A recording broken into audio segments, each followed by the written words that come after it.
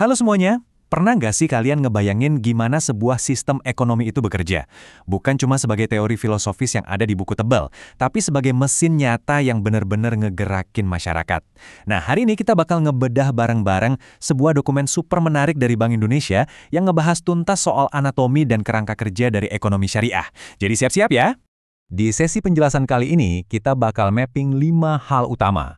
Mulai dari fondasi dasarnya, 6 prinsip intinya, soal pelarangan riba, peran zakat, dan partisipasi sosial, sampai ngelihat langsung gimana sih aliran harta itu sebenarnya muter di masyarakat.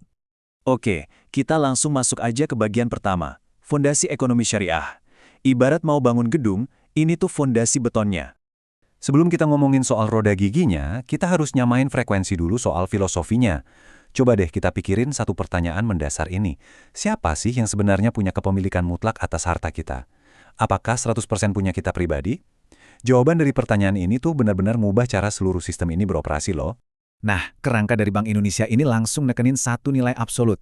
Kepemilikan mutlak itu cuma ada di tangan Tuhan. Kita sebagai manusia, kita ini ibaratnya cuma manajer atau pemegang amanah aja. Jadi, alih-alih kita ngerasa punya hak mutlak buat numpuk harta demi ego pribadi, kita justru didorong buat nyari kekayaan dengan cara yang adil. Harta itu sekedar alat titipan yang harus dikelola sebaik mungkin. Make sense kan? Lanjut ke bagian kedua, 6 prinsip inti ekonomi. Nah, dari filosofi tadi, ini aturan mainnya. Kalian mungkin sering dengar kata muamalah. Sederhananya, ini tuh rule of the game alias pedoman tentang gimana kita berinteraksi dan bertransaksi sehari-hari. Aturan ini mastiin setiap transaksi komersial itu dilakuin dengan adil, etis, dan pastinya nggak ada yang saling ngerugiin. Yang bikin sistem ini keren banget itu adalah gimana keenam prinsip ini bisa saling bertaut kayak mesin. Ada pengendalian harta, distribusi yang adil, investasi produktif, sampai ngutamain kepentingan publik. Semuanya itu sengaja dirancang biar kekayaan nggak cuma ngendon di dompet segelintir konglomerat aja, tapi benar-benar ngalir secara aktif ke seluruh lapisan masyarakat. Masuk ke bagian ketiga, pelarangan riba. Kita bakal lihat apa sih yang bisa nyumbat aliran uang tadi.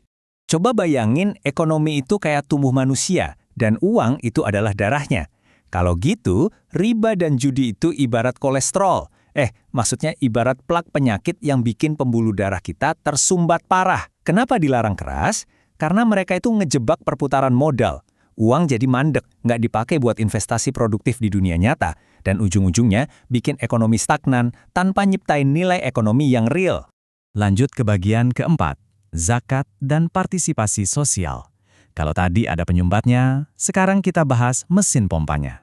Kalau riba itu nyumbat aliran uang, sistem ini jelas butuh pompa ekstra buat dorong kekayaan, supaya tubuh ekonominya tetap sehat kan? Disinilah iswaf masuk, infak, sedekah, sama wakaf. Di luar zakat yang sifatnya emang wajib, amal sukarela ini mastiin kelebihan harta bisa ngalir deres ke masyarakat buat ngebangun fasilitas publik dan ngebantu mereka yang benar-benar lagi butuh.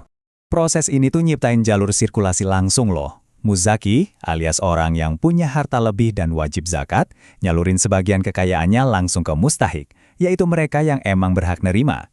Jadi ingat ya, ini bukan cuma sekedar amal kasih sayang biasa, ini adalah sistem distribusi kekayaan wajib buat ngejaga harmoni dan keseimbangan ekonomi.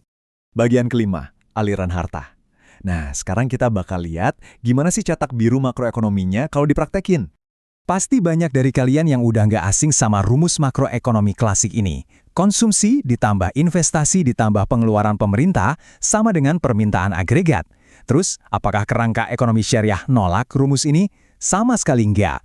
Mereka justru ngeintegrasiin rumus ini, tapi dengan racikan unik yang fokusnya itu gila-gilaan pada pemerataan. Secara praktisnya gini, harta yang berhasil kita ciptain, entah itu dari hasil tanah, aset, atau properti, itu langsung kena pemotongan wajib. Ada pajak yang ditarik buat pengeluaran pemerintah, dan ada zakat buat distribusi sosial. Jadi, sebelum kita sempat mikir buat nimbun kekayaan, sistem ini udah mastiin kalau kewajiban sosial dan kewajiban negara kita udah lunas duluan. Keren kan?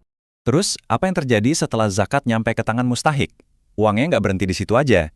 Mustahik bakal ngebelanjain uang itu buat menuhin kebutuhan sehari-hari mereka.